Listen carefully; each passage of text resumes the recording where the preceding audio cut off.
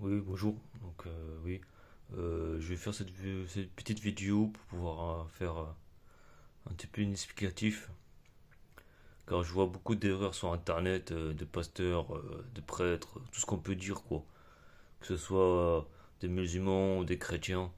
Mais donc voilà, je vais faire ce petit explicatif pour comprendre une chose, que ce que Dieu a fait par Abraham, parce que c'était Abraham, et il est devenu Abraham.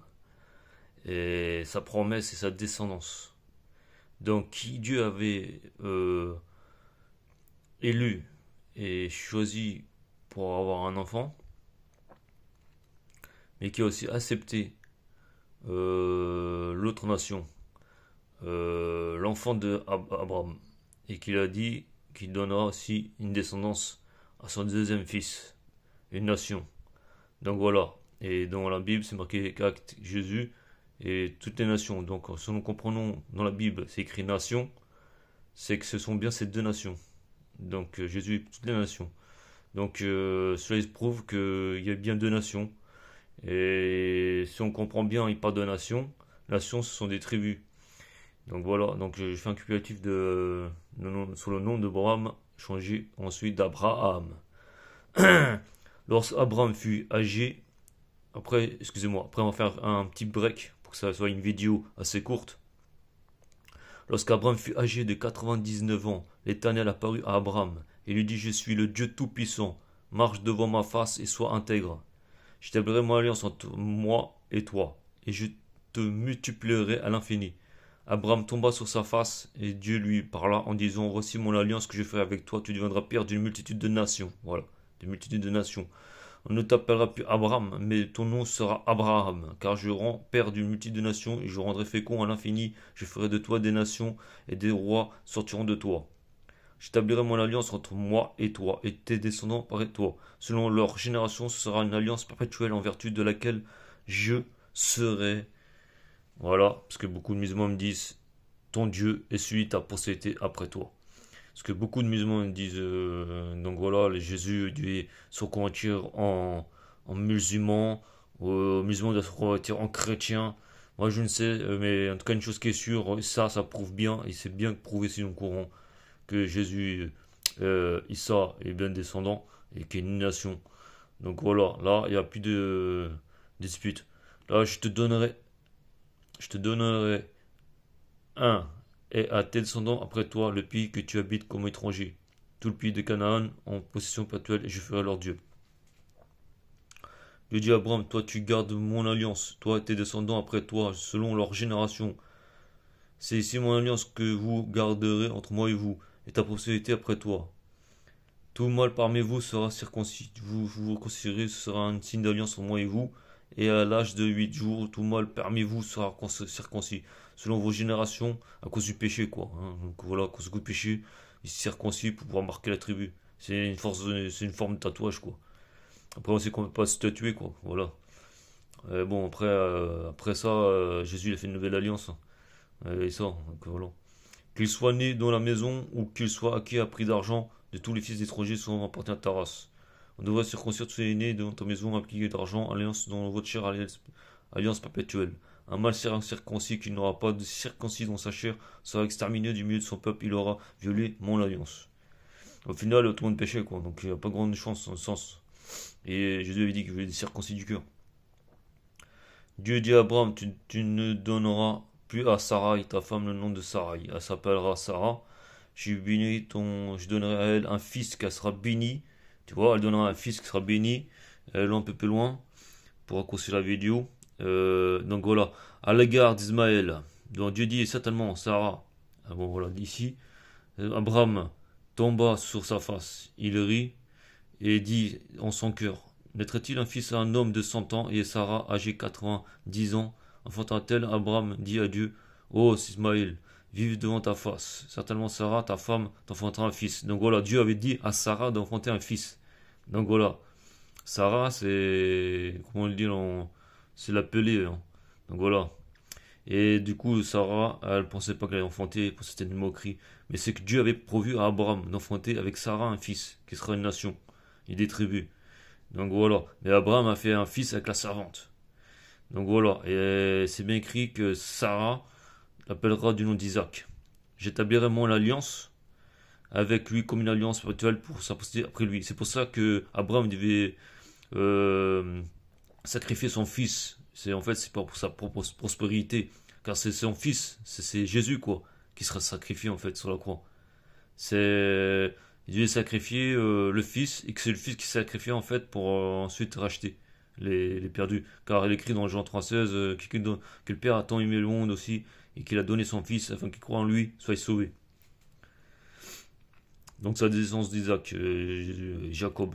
Et je te exaucerai, voici je mènerai et je ferai rendrai fécond. J'établis mon alliance avec Isaac que Sarah t'enfantera à cette époque ici l'année prochaine. Donc nous allons un peu plus loin. Voilà. Euh, Abraham circoncis aussi Ismaël. Excusez-moi les frères, je suis un peu perdu. Tout pour ça devant.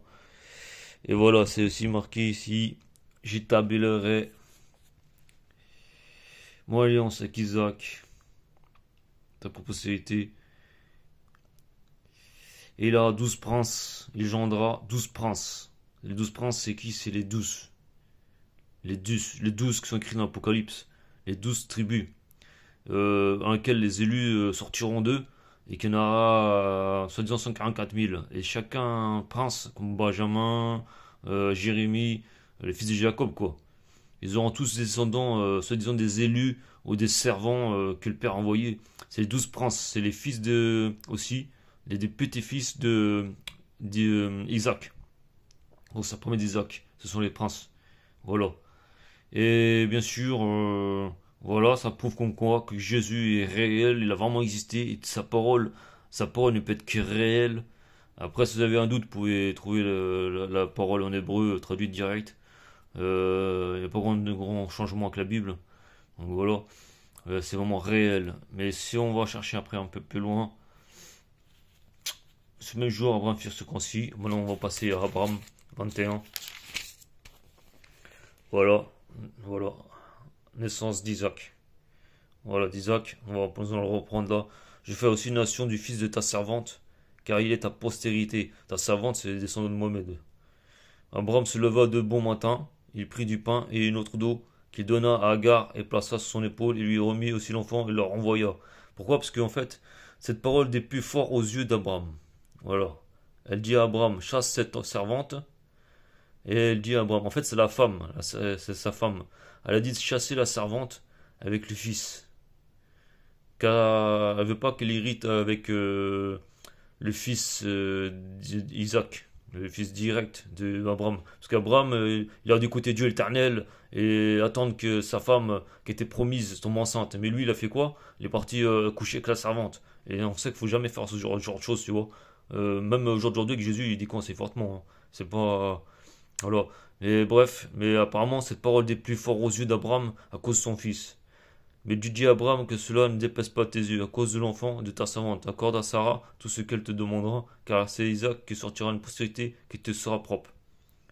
Je ferai aussi une nation du fils de ta servante, car il est ta postérité, tu vois, c'est marqué là. Mais il avait là, c'est bien souligné que c'est bien Sarah et Isaac que Dieu voulait faire une alliance. Et que le fils de sa servante, c'est Abraham qui avait mis ça dans la destinée.